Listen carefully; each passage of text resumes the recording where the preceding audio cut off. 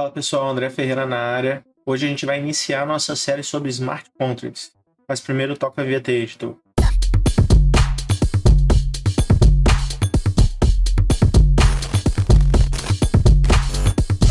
Bom, para quem vem acompanhando a nossa série sobre criação de blockchain, a gente está criando uma blockchain rudimentar, né?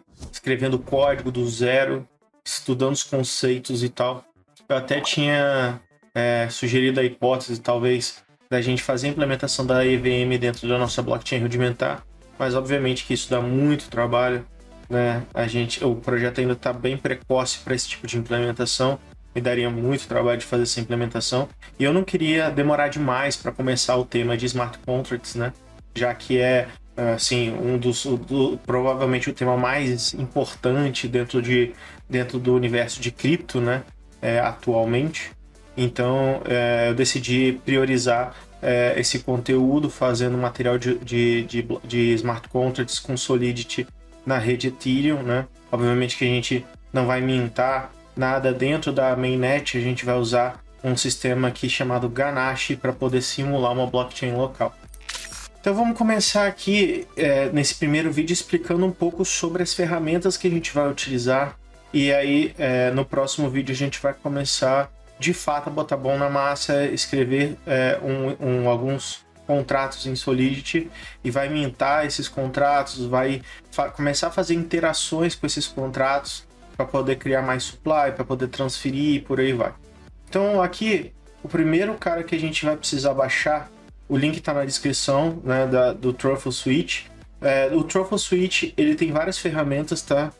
A gente, no caso, nessa série a gente só vai usar o Ganache, tá? O Ganache, ele é esse cara aqui, né? O site é truffleswitch.com/Ganache, o link está na descrição novamente, né?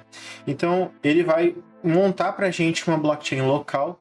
A implementação que ele utiliza é a implementação do Geth, né? Do Ethereum em Go, tá? Existe se não me engano, três implementações feitas para o Ethereum, que foram feitas pela própria equipe do Ethereum, que é feita em Python, a feita em C++ e a feita em Go, tá? Para quem preferir, né, você pode usar o Geth, né? GoETH, né? Você pode digitar aí GoETH, que você vai encontrar Geth Ethereum. O site é esse aqui. Opa, não, esse não. Esse aqui. O site é geth.ethereum.org. Também vou deixar linkado aqui na descrição para quem tiver curiosidade. Essa implementação é uma das implementações oficiais do Ethereum, tá? Com ele você consegue tanto fazer um full node quanto ser um full node, né? Obviamente. Então, como eu falei, o Ethereum ele foi originalmente implementado com C++ e Python, e essa aqui é a implementação em Go, né? Que é a linguagem do Google. Eu gosto dela bastante, ela é bem simples de você poder gerenciar. Por isso que toda vez que eu vou fazer uma sidechain eu utilizo o Geth. Só que obviamente que ela é bem complicada, né? Você tem que ler a documentação, entender todos os parâmetros e tal. E o Ganache já é uma implementação mais simples, né? Vou até abrir aqui o Ganache para mostrar para vocês. Ela dá uma interface visual um pouquinho mais amigável, né? Para quem quer programar Smart Contracts. Deixar aqui abrindo.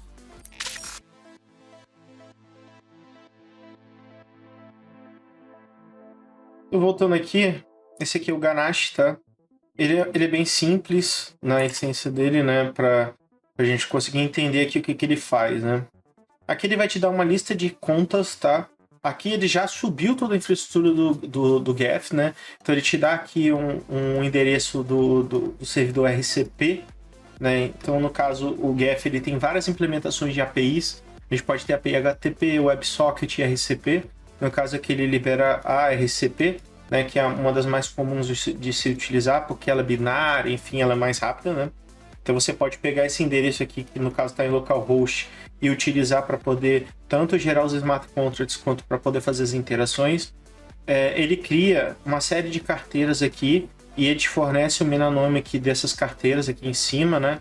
Então aqui no caso ele está falando como é o path desse cara, então o padrão do Ethereum, né, o 44. com BEP39, se não me engano.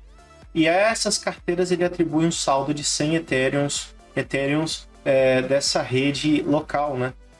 Na prática, se você for analisar, qual é a diferença dessa rede local para a rede de produção? Porque a rede de produção está em posse da Ethereum.org, né? Então o full node é deles, mas a funcionalidade é exatamente igual, tá? Tudo que tem na mainnet tem nessa versão aqui. Inclusive ele bota aqui qual é a versão do hard fork que ele está usando, né? Você pode ver lá que o Ethereum vai ter várias versões, né? Agora a gente está passando para a atualização do Ethereum 2.0, que vai entrar a rede Beacon. Então eu não sei nem qual vai ser o nome desse hard fork, mas a gente está usando essa versão aqui, tá? Aqui ele fala sobre o preço do gás, o limite de gás e tal, enfim. E a gente consegue pegar aqui, por exemplo, a private key dessa carteira, né? Então a gente consegue pegar essa private key aqui para poder utilizar nos nossos testes, para poder gerar e tal. E a gente consegue adicionar mais supply, consegue fazer tudo a partir dessas carteiras aqui. Obviamente que localmente, né? A gente não vai ter isso numa mainnet. Aqui nessa outra aba a gente consegue ver os blocos, né? À medida com que ele for trabalhando, ele vai automaticamente minerando. Então aqui, ó, mining, start, auto mining. Então, à medida com que esses blocos vão sendo criados, eles vão sendo automaticamente minerados. Como é uma rede de teste, ele não faz a geração de blocos em tempo. Ele só vai criar blocos à medida com que chegar eventos para ele, né? À medida com que você vai criando um smart contract ou fazendo uma transferência de saldo, aí sim ele vai criando esses blocos e vai minerando, tá? Aqui tem a parte das transactions, no caso a gente não tem nada, mas a gente consegue ver quando o saldo está indo de uma carteira para outra. A gente consegue ver os contratos, caso tenha contrato, né? Caso a gente já tenha feito um smart contract. E caso esses contratos emitam eventos, a gente também consegue ver esses eventos aqui, tá? E uma areazinha de log para saber tudo que está acontecendo aqui. Então aqui no caso ele passa um log do que está por trás ali, né? Na iniciação do sistema e por aí vai. Então o Ganache ele vai servir para ser a nossa base, a nossa blockchain local para testes, tá? E ela é excelente para isso e por isso que eu utilizo. O outro software, né, que na verdade é um framework que a gente vai estar utilizando para poder fazer a geração dos nossos smart contracts é o Hardhat, tá? A gente poderia estar usando o próprio Truffle para poder fazer isso, mas ele é mais complexo e dá mais problemas, pelo menos comigo ele deu muitos problemas para mim conseguir gerar esses smart contracts compatíveis, tudo bonitinho para poder mandar para o Etherscan e por aí vai. Então eu preferi utilizar o Hardhat. Inclusive o Hardhat ele tem um suporte muito melhor para um outro framework que a gente vai usar também que se chama OpenZeppelin, tá? Cada um tem a sua função aqui, eu vou explicar cada um deles de forma separada. Bom, o Hardhat ele vai ter como função fornecer ferramentas para a gente poder criar os nossos smart contracts, testar esses smart contracts e poder enviar esses smart contracts para a rede que a gente quiser, tá? Mesmo que seja uma rede local, ou seja uma rede de teste, ou seja a própria mainnet. No caso, o Hardhat, quando você vai mandar para uma mainnet, você vai precisar, obviamente, ter um ponto de full node para poder se conectar, ou você vai precisar se conectar com alguma API que faça isso por você. Existem algumas APIs que fazem isso, né, que tem o full node instalado e eles fazem uma ponte, vamos dizer assim, entre você e o node principal do Ethereum, ou da BNB, ou de qualquer outra que é baseada no Ethereum, para você poder enviar. No nosso caso aqui, a gente vai estar trabalhando local. Futuramente, eu pretendo fazer implementação de outras redes ali para vocês poderem testar, por exemplo, a ETC, que é do Ethereum Classic, né, que particularmente está sendo a rede que eu estou migrando alguns softwares para continuar com a mineração, enfim. Tem a rede da BNB, da Binance Smart Chain também, que a gente consegue implementar. Então todo mundo que é da Polygon também, que está sendo muito utilizado, né? Galera que curte Layer 2 aí, tá falando muito bem da Polygon. A Polygon ela é barata para você poder tramitar as coisas e também já está botando um pezinho ali no Ethereum 2.0, então pode ser uma alternativa de Layer 2 legal para quem está pensando em fazer. Mas, obviamente, eu tenho feito alguns conteúdos falando sobre Ethereum 2.0 e falando sobre essa mudança que vai acontecer para o stake e tal. Já dei a minha opinião sobre isso, não vou continuar, não vou reforçar aqui, mas procure lá no andreferreira.com.br. Vocês vão ver bastante conteúdo sobre staking, sobre Ethereum 2.0, porque que eu particularmente não gosto de stake e history, por isso que eu não faço nada no ecossistema de stake, nem na Solana, por exemplo, ou a Polkadot, moedas, tokens que tem esse tipo de dinâmica de validação, eu não considero 100% seguro, por isso que eu não utilizo. Ainda estou utilizando a rede Ethereum, porque ela ainda está em Proof of Work. Assim que ela migrar para Beacon, provavelmente eu vou parar de utilizar e vou começar a utilizar a rede do Ethereum Classic, tá? E, obviamente, caso algum cliente peça e tal, eu vou estar utilizando Polygon, BNB ou até mesmo a rede Ethereum, caso seja o escopo do projeto, né?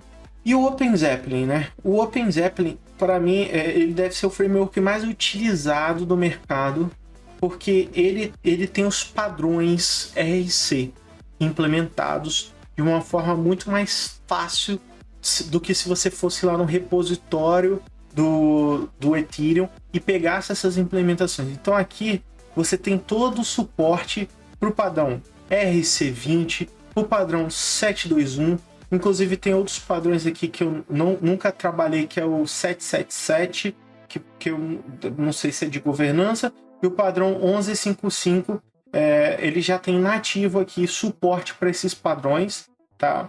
E ele tem, e o OpenZeppelin, assim, quem tem curiosidade de olhar outros smart contracts aí de projetos famosos até, né, vai ver que o OpenZeppelin ele aparece com certa frequência em tudo que projeto de NFT, de token, porque ele facilita muito o desenvolvimento de smart contracts. Então, também vou deixar o link na descrição do OpenZeppelin, tá? Para quem tiver curiosidade já de começar a dar uma olhada, tá? Tem uma parte que eu acho super interessante aqui do OpenZeppelin, que eu vou até mostrar aqui na tela para vocês, que é esse Wizard, né? Ele tem um cara aqui que ele tem várias opções para você já pré-configurar um smart contract, né?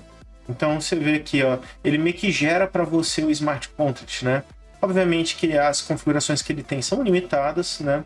Mas ele já tem aqui o padrão do RC20, o padrão do RC721, do 1155, tá? E aí a gente vai explorar todos esses padrões mais para frente nessa série de cursos nessa série de vídeos sobre smart contracts. Vai explicar o que são essas, como é que envia metadados para esses contratos. A gente vai criar uma token em RC20, vai criar um sistema de NFT, vai criar um sistema de marketplace bem simples, né? Criando todos os contratos que precisa para funcionar e implementando isso com o framework Web3 do próprio Ethereum para poder fazer integração e utilizando o MetaMask para poder fazer a assinatura